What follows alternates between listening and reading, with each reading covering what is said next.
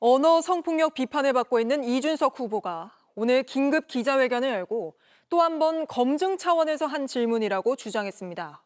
그러면서 이 질문 중 어디에 혐오가 있느냐, 정말 성범죄자로 지탄받아야 할 사람은 누구냐며 자신의 발언을 정당화했습니다. 김태영 기자입니다. 이준석 개혁신당 후보는 오늘 예정이 없던 긴급 기자회견을 열었습니다. 워낙 심한 음담패설에 해당하는 표현들이라 정제하고 순화해도 한계가 있었습니다. 그마저도 불편함을 느끼신 많은 국민들께 진심으로 사과드립니다.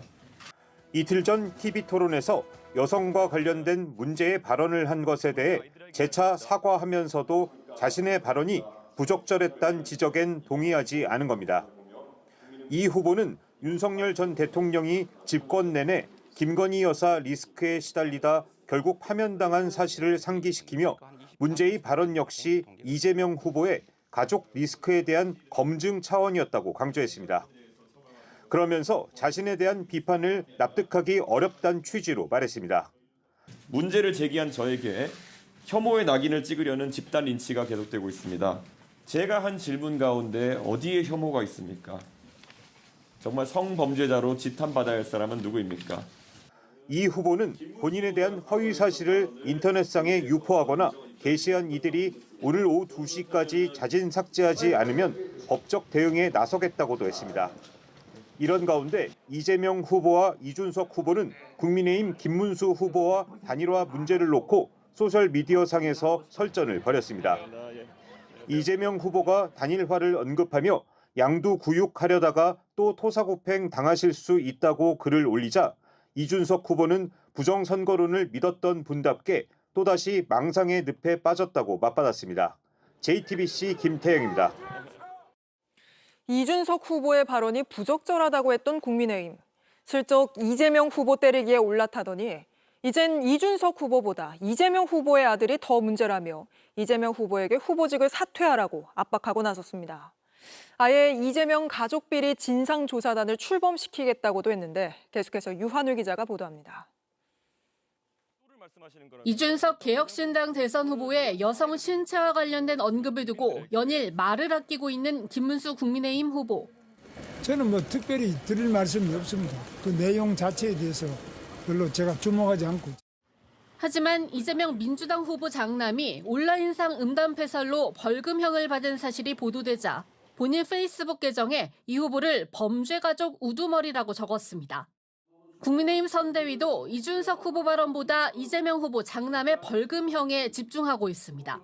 이준석 후보가 언어 폭력과 여성 혐오를 자행했다면 그 발언을 실제로 했던 이재명 후보의 아들은 혐오와 폭력의 당사자가 아닙니까? 선대위 여성본부가 긴급 기자회견을 자처해 이재명 후보의 사과와 후보직 사퇴를 다시 한번 촉구하기도 했습니다. 아들의 행위를 여전히 개인적 이탈로 치부하고 침묵하시겠습니까? 이 정도 사안조차 책임지지 못하면 무슨 자격으로 국민을 대표하겠다는 것입니까? 국민의힘은 아예 이재명 가족비리 진상조사단을 구성해 이 후보 아들의 다른 의혹 등에 대해서도 들여다보겠다는 방침입니다. 도박 사이트에서 사용됐던 자금의 출처에 대해서 많은 의혹들이 있습니다. 그동안 제기된 이재명 후보 가족의 여러 비위와 의혹. 이준석 후보가 띄운 이른바 이재명 후보 가족 리스크를 선거 막판 승부수로 쓰려고 한다는 분석이 나옵니다. 민주당은 국민의힘의 전방위적인 공세에 김문수 선대위 관계자들에 대한 고발도 진행하겠다고 밝혔습니다. JTBC 유한울입니다.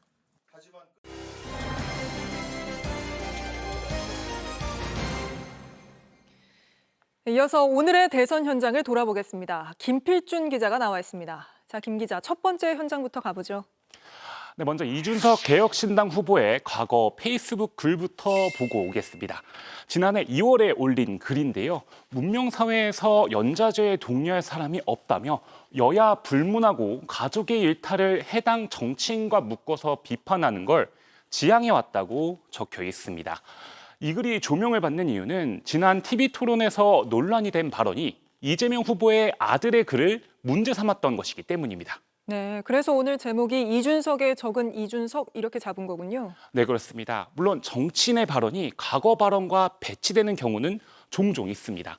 정치권에서는 이준석의 적도 이준석이냔 말이 이래서 나왔던 건데요. 오늘 기자들이 판교에서 유세하던 이준석 후보에게 물어봤는데 뭐라고 답했는지 직접 들어보시죠. 뭐 연좌에 해당하는 부분이라고까지 보진 않습니다. 저는 연좌제에 반대하지만은 이 논란에 있어가지고 이재명 후보가 거짓말을 한 부분도 제가. 네, 이재명 후보가 아들의 도박 혐의와 관련해 해명이 사실과 다른 부분이 있어서 이를 검증하다 보니 나온 말이라는 겁니다. 그리고 이재명 후보가 먼저 자신에 대해 지역적인 인신공격 발언을 했다고도 했습니다. 권성동 국민의힘 원내대표한테도 같은 질문이 있었는데 이것도 직접 들어보시죠. 뭐 윤석열 대통령 같은 경우에도 김건희 여사 리스크 때문에 지금 수사를 받고 있고 이건 연좌제하고는 전혀 관련이 없는 문제라고 말씀드립니다. 네, 이준석 후보를 옹호하면서 윤 전 대통령과 김건희 여사를 언급하는 상황이 펼쳐진 겁니다. 네, 그런 상황까지 또 펼쳐졌군요. 두 번째 현장도 바로 가보죠. 네, 계속해서 이준석 후보입니다. 과거 대선 후보와 국민의힘 경선 후보 이름을 줄줄이 언급했습니다. 지난 2017년 대선 토론회에서는 그때 뭐 심상정 후보님이었던가요? 돼지 문제를 굉장히 세게 들고 나오셨거든요. 그러니까 저는 사실 방송 토론에서 어느 정도의 질문이 가능하고 어느 것이 불가능한지 이거에 대한 잣대는 뭐 그때 한번 설정된 거 아닌가라는. 네, 그러면 실제 당시 심상정 후보가 뭐라고 발언했는지 들어보시죠. 저는 성폭력 범죄를 공모한 후보를 경쟁 후보로 인정할 수가 없습니다. 국민들의 자괴감과 국격을 생각할 때 홍준표 후보는 사퇴하는 것이. 네, 당시 심 후보는 이렇게 성폭력 범죄를 공모했다고 했지 이 후보처럼 구체적으로 묘사하면서 말하지는 않았습니다. 그래서 오늘 이 후보의 국회 기자회견 때 질문을 했더니 이렇게 답했습니다. 그건 심상정 후보가 직접적으로 언급하셨다는 취지는 아니었습니다. 근데 당연히 그 상황에서 돼지 문제가 많이 언급되어 있었고 그것을 연상시킬 수 있는 발언이었기 때문에. 네, 그런데 직접 언급한 것과 성폭력 범죄라고 그냥 말하는 거는 큰 차이가 있어 보이는데요. 네, 맞습니다. 네, 이어서 이준석 후보는 한동훈 전 국민의힘 대표와 김문수 후보의 과거 발언도 줄줄이 소환을 했는데요. 이 발언입니다. 춘향전은 춘향이 얘기다. 이런 거 정치인이 할 수 있는 얘기입니까? 네, 이렇게 자신의 발언을 정당화하기 위해서 다른 사람들의 발언까지 끌어오고 있는데 부적절한 비교라는 지적이 나옵니다.